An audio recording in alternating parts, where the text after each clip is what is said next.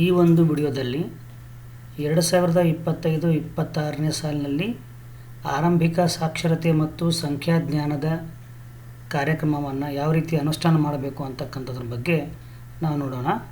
ಈಗಾಗಲೇ ಮೇ 21ರಂದು ಒಂದು ಸುತ್ತೋಲೆ ಇಲಾಖೆಯಿಂದ ಬಂದಿದೆ. ನೀವೆಲ್ಲ ಓದಿರ್ಬೋದು, ನೋಡಿರ್ಬೋದು. ಅದು ಸುತ್ತೋಲೆಯಲ್ಲಿ ಏನು ತಿಳಿಸ್ತಾ ಇದೆಯಪ್ಪ ಅಂತಂದರೆ, ಈ ವರ್ಷ ಕಳೆದ 2 ವರ್ಷದಲ್ಲಿ ಯಾವ ರೀತಿ FLN ಅನುಷ್ಠಾನ ಆಗಿತ್ತೋ ಅದೇ ರೀತಿ ಈ ವರ್ಷವೂ ಕೂಡ FLN ಅನುಷ್ಠಾನ ಆಗಬೇಕು ಅಂತೇಳಿ. ಬಟ್ ಸ್ವಲ್ಪ ಇಲ್ಲಿ ಏನು ಚೇಂಜ್ ಇದೆಯಪ್ಪ ಅಂತಂದರೆ, ಈ ಸಲ ಸೇತುಬಂಧನೂ ಕೂಡ FLN ಆಧಾರಿತವಾಗಿ ನಡಿಬೇಕು ಅಂತ ಸುತ್ತೋಲೆ ಕೂಡ ಇದೆ. ಹಾಗಾಗಿ ಇಲ್ಲಿ ಎಲ್ಲ ಡೇಟ್ಗಳಿಗೆ ಮಾನ್ಯ ಯೋಜನಾ ನಿರ್ದೇಶಕರು ತಿಳಿಸಿರ್ತಕ್ಕಂಥ ಮಾಹಿತಿ ಪ್ರಕಾರ 2026-27ರ ವೇಳೆಗೆ ಎಲ್ಲ ಶಾಲೆಗಳಲ್ಲಿ, ಎಲ್ಲ ಪ್ರಾಥಮಿಕ ಮತ್ತು ಪ್ರೌಢಶಾಲೆಗಳಲ್ಲಿ FLN ಪ್ರಾವೀಣ್ಯತೆ ಸಾಧಿಸಬೇಕು ಅಂಥೇಳಿ. ಅದಕ್ಕಾಗಿ ಈ ತಿಂಗಳ ಆರಂಭದಲ್ಲಿಯೇ ಒಂದು ತರಬೇತಿಯನ್ನು ಕೂಡ ಎಲ್ಲ ಶಿಕ್ಷಕರಿಗೆ ನೀಡಲಾಗ್ತಾಯಿದೆ. ಈ FLN ಅಂದರೆ ಏನು, ಅದರ ಬಗ್ಗೆ ನಾವಿಲ್ಲಿ ಸಂಕ್ಷಿಪ್ತವಾಗಿ ತಿಳ್ಕೊಳ್ಳೋಣ. FLN ಅಂತಂದ್ರೆ ಫೌಂಡೇಶ್ನಲ್ ಲಿಟ್ರಸಿ ಆ್ಯಂಡ್ ನ್ಯೂಮರಸಿ ಅಂಥೇಳಿ, ಅಂದರೆ ಆರಂಭಿಕ ಸಾಕ್ಷರತೆ ಮತ್ತು ಸಂಖ್ಯಾಜ್ಞಾನ ಅಂಥೇಳಿ. ಸೊ 2025-26ನೇ ಸಾಲಿನಲ್ಲಿ ಈ ಒಂದು ಕಾರ್ಯಕ್ರಮ ಯಾವ ರೀತಿ ಅನುಷ್ಠಾನ ಆಗ್ತಾಯಿದೆ ಅಂತಂದ್ರೆ, 2ನೇ ಉಲ್ಲೇಖದ ಅನುಸಾರ NCERT ವತಿಯಿಂದ ಆರಂಭಿಕ ಸಾಕ್ಷರತೆಗೆ ಅಂದರೆ FL ಫೌಂಡೇಶ್ನಲ್ ಲಿಟ್ರಸಿಗೆ 9 ಹಾಗೂ ಫೌಂಡೇಶ್ನಲ್ ನ್ಯೂಮರಸಿಗೆ 8 ಕಲಿಕಾ ಫಲಗಳನ್ನು ಒಳಗೊಂಡಂತೆ ಒಟ್ಟು 17 ಕಲಿಕಾ ಫಲಗಳು. ಅದನ್ನು ನಾವು NCERT ಭಾಷೆಯಲ್ಲಿ 17 ಲಕ್ಷಗಳು ಅಂತ ಕರಿತೀವಿ. ಆ ಲಕ್ಷಗಳನ್ನು ಇಟ್ಟುಕೊಂಡು ನಾವು FLN ಅನುಷ್ಠಾನ ಮಾಡಬೇಕಾಗಿದೆ. ಸೊ ಈ 17 ಕಲಿಕಾ ಫಲಗಳನ್ನು ಯಾವ ರೀತಿ ರೂಪಿಸಿದ್ದಾರೆ ಅಂತಕ್ಕಂಥದ್ದನ್ನು ಇಲ್ಲಿ ಒಂದು ಪಟ್ಟಿ ಕೊಟ್ಟಿದ್ದಾರೆ. ಆ ಪಟ್ಟಿಯನ್ನು ನಾವು ಗಮನಿಸೋಣ ಅಂತೇಳಿ. ಇಲ್ಲಿ ನೋಡ್ಬೋದು ನೀವು, ಆರಂಭಿಕ ಸಾಕ್ಷರತೆಗೆ ಸಂಬಂಧಪಟ್ಟಂತೆ ಒಟ್ಟು 9 ಕಲಿಕಾ ಫಲಗಳವ. ಅವು ಯಾವಪ್ಪ ಅಂತಂದ್ರೆ O1, O2, O3, O4 ಅಂತ ಇದೆ. ಅಂದರೆ ಓರಲ್ 1, ಓರಲ್ 2, ಓರಲ್ 3, ಓರಲ್ 4 ಅಂತೇಳಿ. ಸೊ 1ನೇ ಕಲಿಕಾ ಫಲ ಓರಲ್ 1 ತರಗತಿಯಲ್ಲಿ ಲಭ್ಯವಿರುವ ಮುದ್ರಿತ ಪಠ್ಯಗಳ ಕುರಿತು ಸಂಭಾಷಣೆ ಮತ್ತು ಮಾತುಕತೆ ನಡೆಸುವರು. O2 ಕಲಿಕಾ ಫಲ ಯಾವ ರೀತಿ ಇದೆ ಅಂತಂದ್ರೆ, ಪ್ರಶ್ನೆಯನ್ನು ಕೇಳುವ ಮೂಲಕ ಸಂಭಾಷಣೆಗೆ ತೊಡಗುವವರು ಮತ್ತು ಇತರರನ್ನು ಆಲಿಸುವವರು. O3 ಹಾಡುಗಳು ಅಥವಾ ಕವನಗಳನ್ನು ಪಠಿಸುವರು. O4 ಕಥೆಗಳು, ಕವಿತೆಗಳು, ಮುದ್ರಣ ಇತ್ಯಾದಿಗಳಲ್ಲಿ ಕಂಡುಬರುವ ಪರಿಚಿತ ಪದಗಳನ್ನು ಪುನರಾವರ್ತಿಸುವರು ಅಂತೇಳಿ. ಅದೇ ರೀತಿ R5 ಅಂತಂದ್ರೆ ರೀಡಿಂಗ್ ಅಂತೇಳಿ, ಓದ್ತಕ್ಕಂಥ ಒಂದು ಕಲಿಕಾಫಲ. R5 ಏನಿದೆ ಅಂತಂದ್ರೆ ಮಕ್ಕಳ ಸಾಹಿತ್ಯ ಪಠ್ಯ ಪುಸ್ತಕದಲ್ಲಿರುವ ಕಥೆಗಳನ್ನು ಓದುವರು ಮತ್ತು ವಿವರಿಸುವರು ಮತ್ತು ಅದನ್ನು ಹೇಳುವರು. ಸೊ R6 ಏನಿದೆ ಅಂತಂದ್ರೆ ಕೊಟ್ಟಿರುವ ಪದದ ಅಕ್ಷರಗಳಿಂದ ಅರ್ಥಗರ್ಭಿತ ಹೊಸ ಪದವನ್ನು ರಚಿಸುವರು ಅಂತೇಳಿ. R7 ವಯೋಮಾನಕ್ಕೆ ಸೂಕ್ತವಾದ 6ರಿಂದ 8 ವಾಕ್ಯಗಳ ಸರಳ ಪದಗಳೊಂದಿಗೆ ಇರತಕ್ಕಂತಹ ಪರಿಚಿತವಲ್ಲದ ಪಠ್ಯವನ್ನು ಗ್ರಹಿಸಿ ಸ್ಪಷ್ಟತೆ ಮತ್ತು ನಿರರ್ಗಳತೆಯೊಂದಿಗೆ ಓದುವರು. ನಂತರ ಬರ್ತಕ್ಕಂಥ 2 ಕಲಿಕಾಫಲಗಳು W8 ಅಂದರೆ ರೈಟಿಂಗ್. W ಅಂತಂದರೆ ರೈಟಿಂಗ್. ಅವರ ತಿಳುವಳಿಕೆ ಮತ್ತು ಭಾವಗಳನ್ನು ವ್ಯಕ್ತಪಡಿಸಲು ಸರಿಯಾದ ಸರಳ ವಾಕ್ಯಗಳನ್ನು ರಚಿಸುವರು. W9 ಸ್ಪಷ್ಟ ಬರವಣಿಗೆಯೊಂದಿಗೆ 4ರಿಂದ 5 ಸಣ್ಣ ವಾಕ್ಯಗಳನ್ನು ಬರೆಯುವರು. ಇವು ಭಾಷೆಗೆ ಸಂಬಂಧಿರತಕ್ಕಂಥ 9 ಕಲಿಕಾಫಲಗಳು ಅಥವಾ ಲಕ್ಷ್ಯಗಳು. ಇನ್ನು ಬುನಾದಿ ಸಂಖ್ಯಾಜ್ಞಾನಕ್ಕೆ ಸಂಬಂಧಪಟ್ಟಂಥ ಕಲಿಕಾಫಲಗಳು 8 ಇವೆ. ಅಂದರೆ FN ಫೌಂಡೇಶ್ನಲ್ ನ್ಯೂಮರಸಿಗೆ ಸಂಬಂಧಪಟ್ಟಂಥ ಕಲಿಕಾಫಲಗಳು 8 ಇವೆ. ಅವುಗಳನ್ನು ನಾವಿಲ್ಲಿ N ಅಂತ ಗುರುತಿಸ್ತೀವಿ. N ಅಂದರೆ ನ್ಯೂಮರಸಿ ಅಂತೇಳಿ. ಸೊ N10 ಇದನ್ನು ಕೆಲವೊಂದು ಕಡೆ N1 ಅಂತಲೂ ಕೂಡ ನಾವು ಹೇಳ್ತೀವಿ. ಅಂದರೆ ಇಲ್ಲಿ ಆರಂಭ ತೆಗೆದುಕೊಂಡಾಗ N1, N2, N3 ಅಂದುಕೊಂಡು N8 ತನಕ ಇದನ್ನು ಸಂಖ್ಯೆಯನ್ನು ಕೊಡ್ತೀವಿ. ಸೊ ಇಲ್ಲಿ N10 ಅಥವಾ N1 ಯಾವ ರೀತಿ ಇದೆ ಅಂತಂದ್ರೆ, ವಸ್ತುಗಳನ್ನು ಎಣಿಸುವರು ಮತ್ತು 99ರವರೆಗಿನ ಸಂಖ್ಯಾರ್ಥವನ್ನು ಅಭಿವ್ಯಕ್ತಿಸುವರು ಅಥವಾ ಹೇಳುವರು. ಸೊ N2 ಯಾವ ರೀತಿ ಇದೆ ಅಂತಂದರೆ, ವಿಭಿನ್ನ ಆಕಾರಗಳು ಮತ್ತು ಸಂಖ್ಯೆಗಳಿಂದ ಹೊಸ ವಿನ್ಯಾಸವನ್ನು ರಚಿಸುವರು. N3 ದೈನಂದಿನ ಜೀವನದಲ್ಲಿ 99ರವರೆಗಿನ ಸಂಖ್ಯೆಗಳನ್ನು ಉಪಯೋಗಿಸಿ ಒಟ್ಟು ಮೊತ್ತ 99 ಮೀರದಂತೆ ಸಂಕಲನ ಮತ್ತು ವ್ಯವಕಲನವನ್ನು ಮಾಡುವರು. ಸೊ N4 ಅಥವಾ N13 ಗುಣಾಕಾರವನ್ನು ಪುನರಾವರ್ತಿತ ಸಂಕಲನವನ್ನಾಗಿ ಮತ್ತು ವಿಭಜನೆಯನ್ನು ಭಾಗಾಕಾರವನ್ನಾಗಿ ಅಥವಾ ಸಮಾನ ಹಂಚಿಕೆಯಾಗಿ ನಿರ್ವಹಿಸುವರು ಮತ್ತು 2, 3 ಮತ್ತು 4ರ ಗುಣಾಕಾರ ಮಗ್ಗಿಯ ನೈಜ ಸಂಗತಿಗಳನ್ನು ರಚಿಸುವರು ಅಂತೇಳಿ. ಸೊ N5 ಅಥವಾ N14 ಯಾವ ರೀತಿ ಇದೆ ಅಂತಂದರೆ 2 ಆಯಾಮದ ಆಕೃತಿಗಳಾದ ಆಯತ, ತ್ರಿಭುಜ, ವೃತ್ತ, ಅಂಡಾಕಾರದಂಥ ಇತ್ಯಾದಿ ಆಕಾರಗಳನ್ನು ಗುರುತಿಸುವರು ಮತ್ತು ವಿವರಿಸುವರು. ಸೊ N6 ರಾಡ್, ಪೆನ್ಸಿಲ್, ದಾರ, ಕಪ್, ಚಮಚ, ಮಗ್ ಇತ್ಯಾದಿಗಳಂತಹ ಪ್ರಮಾಣಿತವಲ್ಲದ ಘಟಕಗಳನ್ನು ಬಳಸಿಕೊಂಡು ಉದ್ದ, ದೂರ, ಎತ್ತರ, ಸಾಮರ್ಥ್ಯವನ್ನು ಅಂದಾಜು ಮತ್ತು ಅಳತೆ ಮಾಡುತ್ತಾರೆ ಮತ್ತು ಸರಳ ಸಮತೋಲನವನ್ನು ಬಳಸಿಕೊಂಡು ತೂಕವನ್ನು ಹೋಲಿಸುವರು. N7 ಯಾವ ರೀತಿ ಇದೆ ಅಂತಂದರೆ ದೂರ, ಹತ್ತಿರ, ಮೇಲೆ, ಕೆಳಗೆ, ಎಡ, ಬಲ, ಮುಂದೆ, ಹಿಂದೆ ಇತ್ಯಾದಿ ವಿಶೇಷ ಶಬ್ದಗಳನ್ನು ಬಳಸುವರು. N8 ಯಾವ ರೀತಿ ಇದೆ ಅಂತಂದರೆ 100 ರೂಪಾಯಿವರೆಗಿನ ಹಣವನ್ನು ಬಳಸಿಕೊಂಡು ಸರಳ ವಹಿವಾಟ ನಡೆಸುವರು. ಈ ರೀತಿಯಾಗಿರತಕ್ಕಂತಹ ಒಟ್ಟು 17 ಕಲಿಕಾ ಫಲಗಳನ್ನು ನಮ್ಮ NCERT ಸೂಚಿಸಿದೆ. ಅದರ ಅನುಸಾರ ನಮ್ಮ DSCRT ಸುತ್ತಲೂ ಅನುಸಾರ ನಾವು ಈ ವರ್ಷವಿಡೀ FLN ಅನ್ನು ಸಾಧನೆ ಮಾಡಬೇಕಾಗಿರೋದು ತುಂಬ ಅವಶ್ಯಕತೆ ಇದೆ. ಇದಕ್ಕೆ ಸಂಬಂಧಪಟ್ಟಂತೆ ಶಾಲೆಯ ಮುಖ್ಯ ಶಿಕ್ಷಕರು ಏನೇನು ಮಾಡಬೇಕು ಅಂತಂದರೆ ಆರಂಭದಲ್ಲಿ ಒಂದು ಸಭೆಯನ್ನು ಕರಿಬೇಕು. ಸಭೆಯನ್ನು ಕರೆದು ಈ FLNಗೆ ಬೇಕಾಗಿರ್ತಕ್ಕಂಥ ಎಲ್ಲ ಅವಶ್ಯಕ ಸಾಮಗ್ರಿಗಳನ್ನು ಶಿಕ್ಷಕರಿಗೆ ನೀಡಿ ಆ FLN ಸಾಧನೆ ಮಾಡ್ತಕ್ಕಂಥ ಅಥವಾ ಸಾಧನೆ ಮಾಡದಿರತಕ್ಕಂಥ ವಿದ್ಯಾರ್ಥಿಗಳ ಒಂದು ಪಟ್ಟಿಯನ್ನು ನಾವು ರಚಿಸಿಕೊಳ್ಬೇಕಾಗತ್ತೆ. ಈ ಕಲಿಕಾ ಫಲಗಳ ಒಂದು ಆಧಾರದಲ್ಲಿ ಒಂದು ಪರೀಕ್ಷೆಯನ್ನು ಮಾಡಿ FLN ಸಾಧಿಸದೇ ಇರತಕ್ಕಂಥ ಮಕ್ಕಳ ಸಂಖ್ಯೆ ಮತ್ತು FLN ಸಾಧಿಸಿರ್ತಕ್ಕಂತಹ ಮಕ್ಕಳ ಸಂಖ್ಯೆಯನ್ನು ನಾವು ಇಲ್ಲಿ ತೆಗೆದುಕೊಳ್ಬೇಕಾಗುತ್ತೆ. ಈ ರೀತಿ ಮುಖ್ಯ ಶಿಕ್ಷಕರು ಭಾಳಷ್ಟು ಪ್ರಮುಖವಾದ ಜವಾಬ್ದಾರಿಯಲ್ಲಿ ಹೊಂದಿದ್ದಾರೆ. ಅದೇ ರೀತಿ ಶಿಕ್ಷಕರು ತಮ್ಮ ತಮ್ಮ ತರಗತಿಗಳಲ್ಲಿ ಈ FLN ಮಕ್ಕಳನ್ನು ಗುರುತಿಸಲಾಗಿ ಪರೀಕ್ಷೆಯನ್ನು ನಡೆಸಬೇಕು. ಇದಾದ ನಂತರ ವಲಯ ಮಟ್ಟದ ಅಥವಾ ಕ್ಲಸ್ಟರ್ ಮಟ್ಟದ, ಬ್ಲಾಕ್ ಮಟ್ಟದ, ಜಿಲ್ಲಾ ಮಟ್ಟದ ಅಧಿಕಾರಿಗಳ ಜವಾಬ್ದಾರಿ ಕೂಡ ಈ ಒಂದು ಸುತ್ತೋಲೆಯಲ್ಲಿವೆ. ನಾವು ಶಿಕ್ಷಕರು ಪ್ರತಿ ತಿಂಗಳ 3ನೇ ಕಾರ್ಯದಿನ ಅಂದ್ರೆ 3rd ವರ್ಕಿಂಗ್ ಡೇ ದಿನ ನಾವು ಏನು ಮಾಡಪ್ಪ ಅಂತಂದ್ರೆ ನಮ್ಮ CRP ಅವರಿಗೆ ನಮ್ಮ ಶಾಲಾ ಹಂತದ ಈ FLN ಸಾಧನೆ ಇರತಕ್ಕಂತಹ ಮಾಹಿತಿಯನ್ನು ಕೊಡಬೇಕಾಗತ್ತೆ. ಅವರು ತಮ್ಮ ತಮ್ಮ ಹಂತದಲ್ಲಿ ತಮ್ಮ ತಮ್ಮ ಮೇಲಧಿಕಾರಿಗಳಿಗೆ ಈ ಒಂದು ಮಾಹಿತಿಯನ್ನು ತಲುಪಿಸ್ತಾರೆ. ಇನ್ನು ಇಲ್ಲಿ ಫಾರ್ಮೆಟ್ಗಳು ಯಾವ ರೀತಿ ಸ್ವಲ್ಪ ನೋಡೋಣ ಅಂತ. ಶಾಲಾ ಹಂತದಲ್ಲಿ ಯಾವ ರೀತಿ ನಾವು ಫಾರ್ಮೆಟ್ ತುಂಬಬೇಕಂತೇಳಿ ಅನುಬಂಧ 4/1 ಅಂತೇಳಿ ಶಾಲೆ ಹೆಸರು, ತರಗತಿ, ಆ ತರಗತಿಯಲ್ಲಿ ದಾಖಲಾಗಿರ್ತಕ್ಕಂಥ ವಿದ್ಯಾರ್ಥಿಗಳ ಸಂಖ್ಯೆ, FLN ಸಾಧಿಸಿದ ಒಟ್ಟು ವಿದ್ಯಾರ್ಥಿಗಳ ಸಂಖ್ಯೆ, FLN ಸಾಧಿಸದ ಒಟ್ಟು ವಿದ್ಯಾರ್ಥಿಗಳ ಸಂಖ್ಯೆ, ದಿನಾಂಕ.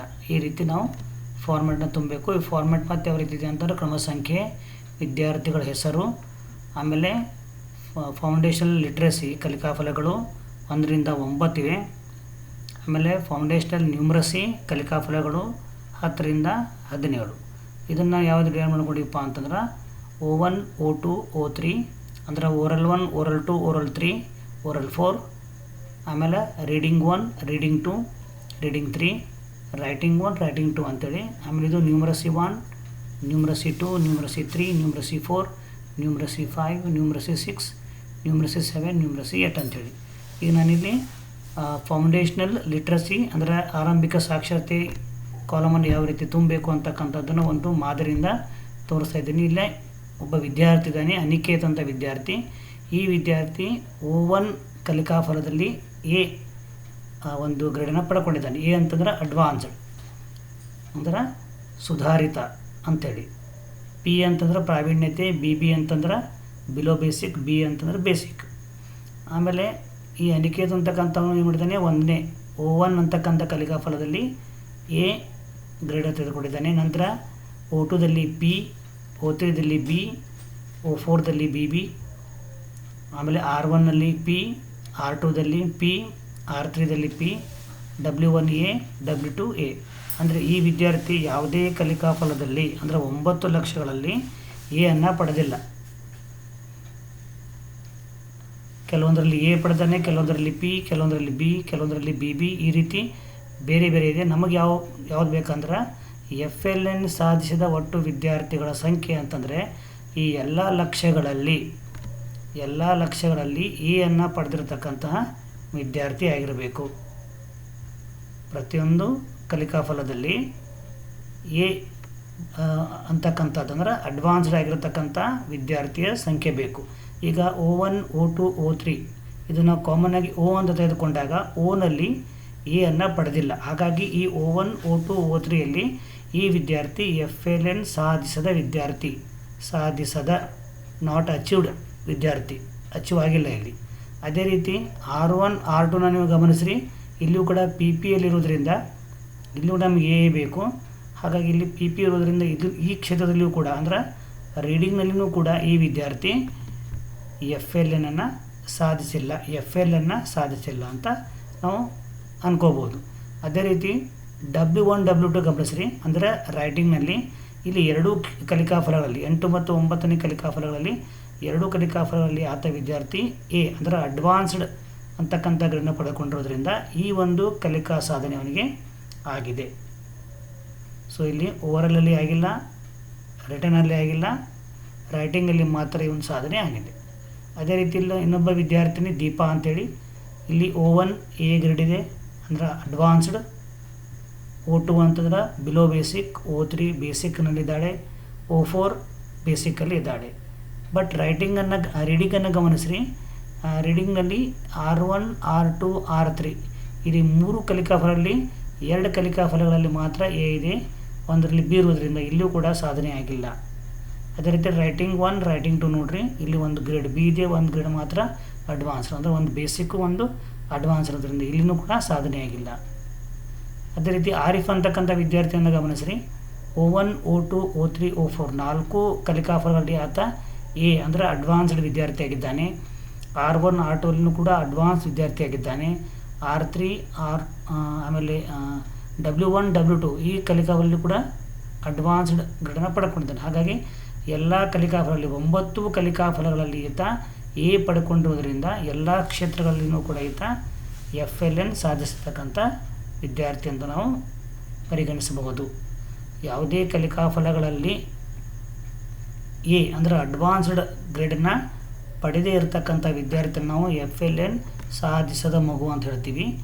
ಎಲ್ಲ ಕ್ಷೇತ್ರಗಳಲ್ಲಿ 1 ರಿಂದ 9 ಲಕ್ಷಗಳಲ್ಲಿ ಎ ಗ್ರೇಡ್ ಅಂದರೆ ಅಡ್ವಾನ್ಸ್ಡ್ ಗ್ರೇಡನ್ನು ಪಡೆದಿರತಕ್ಕಂಥ ವಿದ್ಯಾರ್ಥಿಯನ್ನು ಮಾತ್ರ ನಾವು FL ಸಾಧಿಸಿರ್ತಕ್ಕಂಥ ವಿದ್ಯಾರ್ಥಿ ಅಂತೇಳಿ ಪರಿಗಣಿಸ್ಬೋದು.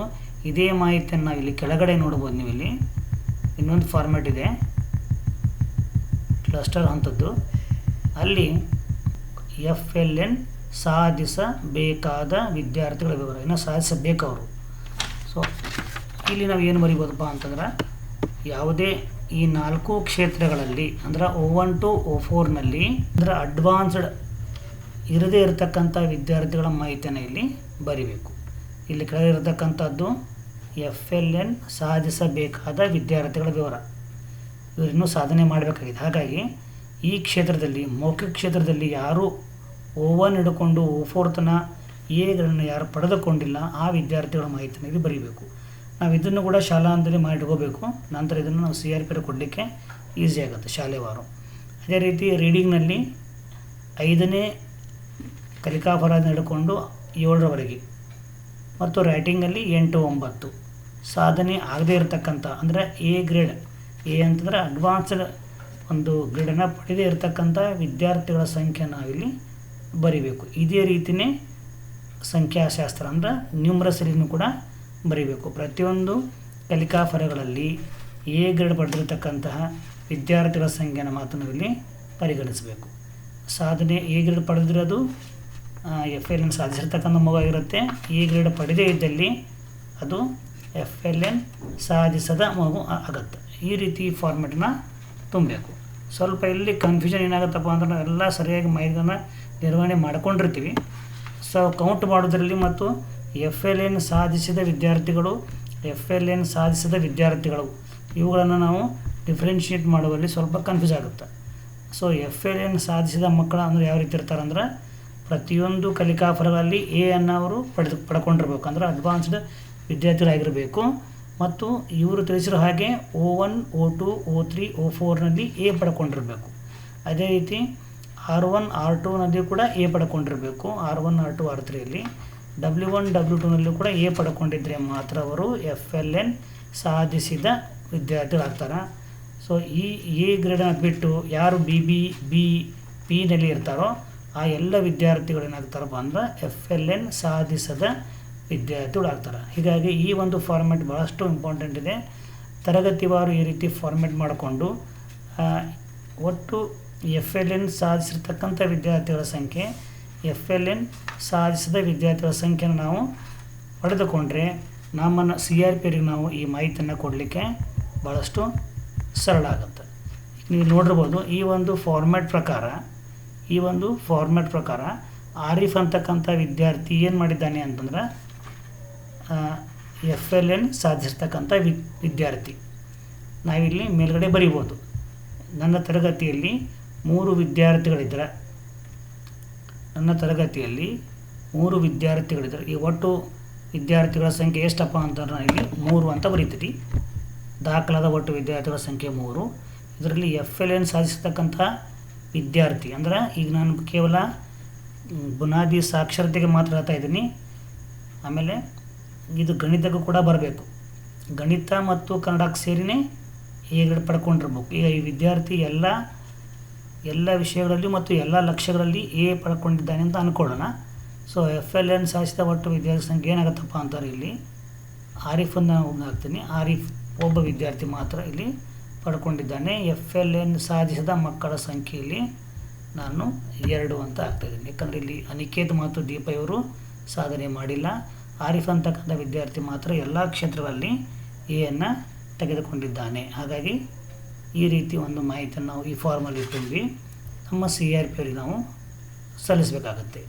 ಇಲ್ಲಿ ನಾನು ಕೇವಲ ಅಂದರೆ ಫೌಂಡೇಶನ್ ಲಿಟ್ರಸಿ ಮಾತ್ರ ತೆಗೆದುಕೊಂಡು ಹೇಳ್ತಾ ಇದ್ದೀನಿ. ನೀವು ಫಾರ್ಮೇಟ್ ಮಾಡಬೇಕಾದ್ರೆ FL ಮತ್ತು FNC ಅವರಿಗೆ ಕೂಡ ಮಾಡಬೇಕು. ಅಂದರೆ ಗಣಿತದಲ್ಲಿಯೂ ಕೂಡ ಆ ವಿದ್ಯಾರ್ಥಿ ಸಾಧನೆ ಮಾಡಿದ್ದಪ್ಪ ಅಂತಂದ್ರೆ ಮಾತ್ರ ಏನಾಗುತ್ತೆ ಅಂದ್ರೆ ಅದು FLN ಸಾಧಿಸಿದ ಒಟ್ಟು ವಿದ್ಯಾರ್ಥಿಗಳ ಸಂಖ್ಯೆ ಆಗುತ್ತೆ. ಈ ರೀತಿಯಾಗಿ ಈ ಒಂದು ಶಾಲಾ ಹಂತದ ಫಾರ್ಮೇಟನ್ನು ನಾವು ತುಂಬಿ CRP ಅವರಿಗೆ ಸಲ್ಲಿಸಬೇಕು. ಅದೇ ರೀತಿ CRP ಅವರು ಏನು ಮಾಡ್ತಾರಪ್ಪ ಅಂದ್ರೆ ಮುಂದೆ ಶಾಲೆಗಳಿಂದ ಮಾಹಿತಿಯನ್ನು ಪಡ್ಕೊಂಡು ಇಡೀ ನಮ್ಮ ಕ್ಲಸ್ಟರ್ನಲ್ಲಿ CRP ಅವರ ಕ್ಲಸ್ಟರ್ನಲ್ಲಿ ದಾಖಲಾಗಿರ್ತಕ್ಕಂಥ ಮಕ್ಕಳ ಸಂಖ್ಯೆ, FLN ಸಾಧನೆ ಆಗಿರ್ತಕ್ಕಂಥ ಮಕ್ಕಳ ಸಂಖ್ಯೆ ಮತ್ತು ಇನ್ನೂ ಸಾಧಿಸಬೇಕಾದ ಮಕ್ಕಳ ಸಂಖ್ಯೆಯಲ್ಲಿ ಬರೋದು, ಆ ಸಾಧನೆ ಮಾಡಬೇಕಾದ ಮಕ್ಕಳ ಸಂಖ್ಯೆಯನ್ನು ಮತ್ತೆ ಶಾಲಾವಾರು ಹೊಡ್ಕೊಂಡು ಈ ಫಾರ್ಮ್ಯಾಟನ್ನು ತುಂಬಿ ಅವರು BRP ಅವರಿಗೆ ಅಥವಾ BRC ಕೌಂಟ್ರವರಿಗೆ ಕಳಿಸ್ತಾರೆ. ಇದೇ ರೀತಿ ಫಾರ್ಮ್ಯಾಟು ಕ್ಲಸ್ಟರ್ ಹಂತದಿಂದ ಬ್ಲಾಕ್ ಹಂತವರೆಗೆ, ಬ್ಲಾಕ್ನಿಂದ ಜಿಲ್ಲಾ ಹಂತವರೆಗೆ ತಲುಪಿಸಲ್ಪಡ್ತೈತಿ. ಸೊ ಈ ರೀತಿಯೂ FLN ಮಕ್ಕಳ ಮಾಹಿತಿಯನ್ನು ನಾವು ಈ ಫಾರ್ಮ್ಯಾಟಲ್ಲಿ ತುಂಬಬೇಕು. Thank you.